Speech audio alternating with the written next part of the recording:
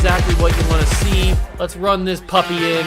Score a touchdown and tie this game. Life, run for your life, touchdown on one play. Worked on this in practice. Touchdown. It's up to Kelvin Benjamin. This is all you, buddy. Kelvin Benjamin for a touchdown. Oh, he toasted his man.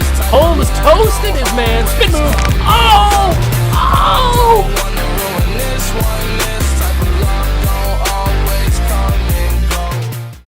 What's going on, guys? Welcome back to another video here on the What a Juice channel, and welcome back to some more pregame for the Ohio State Buckeyes. Last week we did the mid-season review, kind of going over what has happened the first 6 weeks, 7 weeks of the season, and I talked about my excitements, my disappointments, my frustrations at times.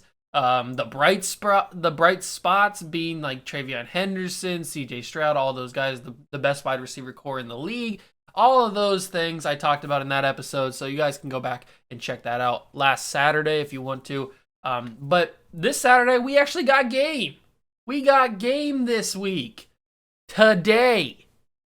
This afternoon. Well, it's technically more this coming nighttime because the kick is at 7:30, I think, or at least around 7:30. You know how college football and NFL football never really kick on their desired time. So 7:30 is the start. Ohio State versus Indiana.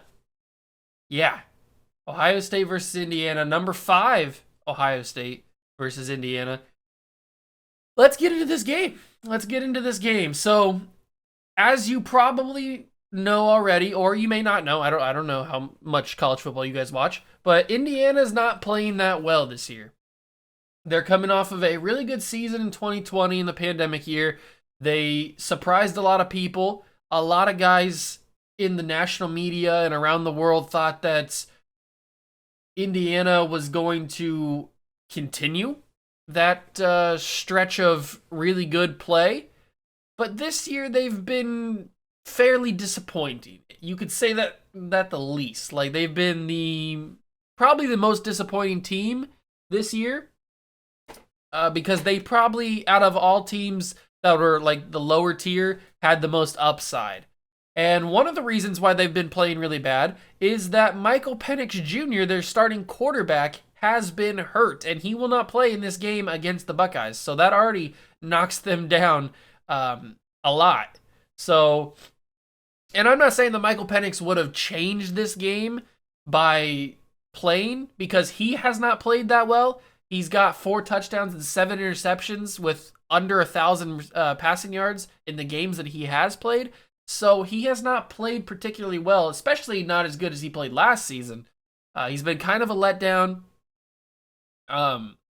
Definitely not what they thought they were going to get from him.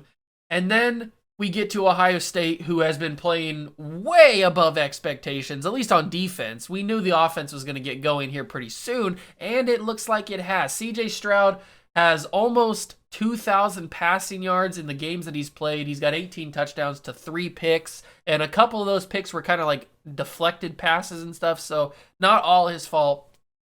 And this game is probably going to be fairly easy for the Buckeyes. I say that a lot. I realize that. But again, even with Indiana, there's a talent difference. And especially when their senior quarterback is not going to play, they're going to have to go to a backup who's inexperienced. Well, he's probably got a little bit of experience because he's been playing for maybe like a couple weeks this season while Penix has been injured, but he doesn't have that experience that a team like Indiana would need to beat a team like Ohio State.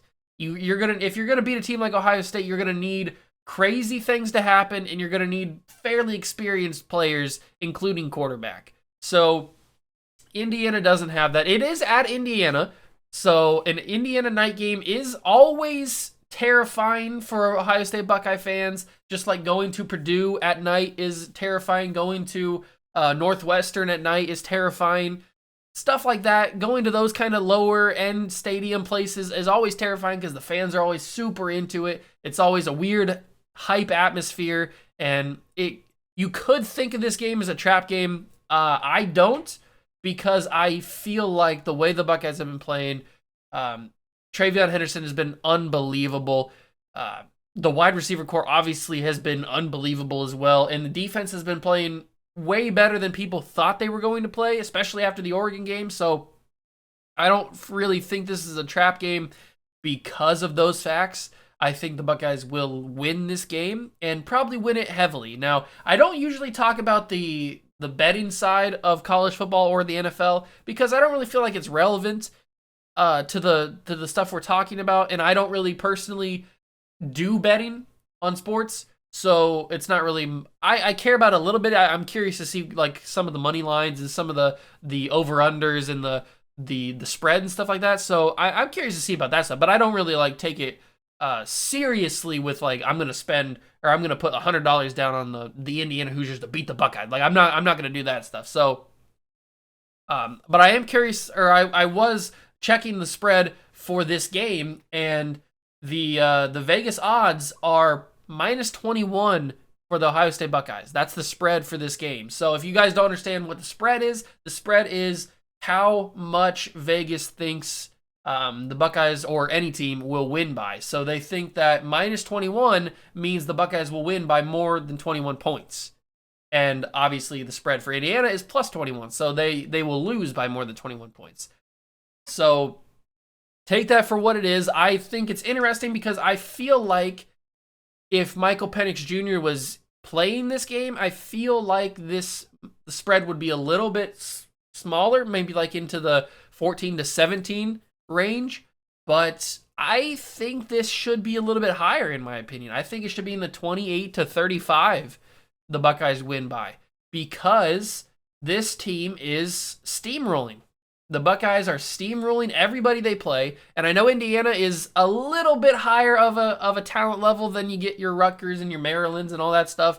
Indiana's a little bit step up above that, but not too much. There's a little bit of a gap, but not a whole lot. We're not into the Michigans and the Michigan States and the Penn States. We're not in that range just yet, but we're in the little tier below that. So even with that being said, I feel like the Buckeyes are just on such a steamroll path at this point. They finally figured out something. CJ Stroud has gotten that shoulder healthy, and he's finally figured something out. He's hitting those amazing receivers in Chris Olave and Garrett Wilson and Jackson Smith and Jigba and all those guys. He's hitting all of them. He's got Travion Henderson behind him, along with Master Teague and all the boys behind him. So the offensive line's finally stepping up and playing like the grown men that they are, because they are huge, massive human beings.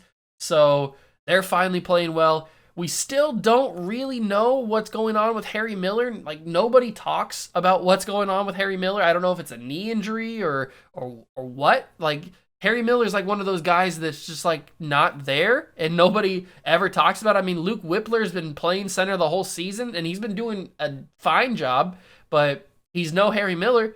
And yet Harry Miller hasn't really even been talked about, at least from what I've seen. So it's kind of a weird situation with him. Other than that, the team is fairly healthy. And I think the Buckeyes will cruise to an easy victory. Now, I could obviously say that in Indiana could come out and give the Buckeyes a game. I don't see that happening. The only way that really could happen is if the Buckeyes get confused by the backup quarterback not having so much tape on him to watch in film room and stuff. They could get tripped up by that, and then maybe the Indiana goes for a big touchdown catch, because they still got Ty Freifogel, who is a really talented receiver and really played well against the Buckeyes last season. So he's talented. He's there. He's going to play. And I think that is really the only way. There's no real way the Buckeyes get tripped up by this game. The only way that happens is, like I said, they get tricked by some sort of deception Indiana's doing, or they just don't know enough about this quarterback. Maybe he's hiding something. I don't know. There's some sort of trick play, or like you're not going to just straight up go punch for punch and beat Ohio State. Not Indiana. Indiana's not that level. They're not that guy. So Buckeyes win. My final score prediction is probably going to be in the 52 to 17 range. I think it's going to be a blowout.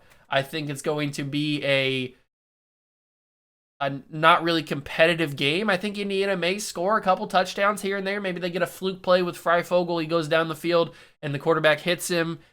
Something happens where the running back gets loose out of the backfield and takes it for a touchdown. I don't know. Some sort of crazy thing probably will happen in this game because that's just how the Buckeye defense plays. They kind of play loose and soft coverage at times. So it opens up the field for some bigger plays to happen. Not all the time, but it does tend to happen like that. So there could be some fluky plays that happen, but nothing that this offense can't fight back from, especially the high-powered offense the Buckeyes have been playing with the past couple of weeks. So, and if Chris Olave can get into open space, or Garrett Wilson gets one-on-one, Jackson Smith and Jigba gets the ball one-on-one, like it's over. Like you're done. You're not catching them. You're not covering them. You're not doing anything. So it is the greatest wide receiver core in the entire country. So that's my score prediction. 52-17, Buckeyes win. They go to 6-1. They jump into the top 4 playoff spots, and we are getting closer. We are getting closer to the official first playoff college football playoff rankings, which do matter. The AP poll doesn't really matter. It just gives you kind of a baseline of where everybody thinks the teams are at this point in the year. But when the college football playoff rankings come out, those are what matter. So those determine who's going to make the actual playoff. And right now we got Georgia, we got Cincinnati, we got whoever else. Alabama maybe even sneaks back in there. So you got some teams in there that the Buckeyes got to fight against. Obviously, there's a lot of Big Ten teams in the top 10 at this point. But the fun fact is that a lot of those Big Ten teams have to go through Ohio State. So you could see Michigan State drop out, Penn State probably will drop out, and Michigan will drop out, because they will all lose to Ohio State. Now, that probably sounds like a conceited Buckeye fan or an overconfident Buckeye fan, but that's just being realistic. I'm just being realistic when it comes to those teams. They're good. I'm not saying that they're not. I'm not saying that they're just they're walkovers, they're pushovers or anything. Penn State will lose. They will give the Buckeyes a game. They will lose. Michigan State will give the Buckeyes a game. They will lose, because their offense has struggled against Indiana, has struggled against other teams of Indiana's caliber that are not that good. So they will lose. And Michigan, who has been playing really well this season, I give them credit for that. I hate saying that, makes me want to throw up in my mouth and take a shower, but they have been playing really well this season. They will lose. It's just the fact of life. The Buckeyes are the team in the Big Ten. They will always be the team in the Big Ten, and you have to beat them, and they will not this season or any season. So that's my take. I know that kind of got on a little bit of a tangent there at the end, but that's my take on this game. Buckeyes win 52-17 over Indiana. Thank you guys so much for stopping by and watching. Make sure to catch me in the post game tomorrow when we go over this game, and I'll see you guys in the next one. Thank you guys so much for stopping by and watching. Smash that like button, subscribe to the channel, join the Juice Club. Catch you guys in the next one. Peace.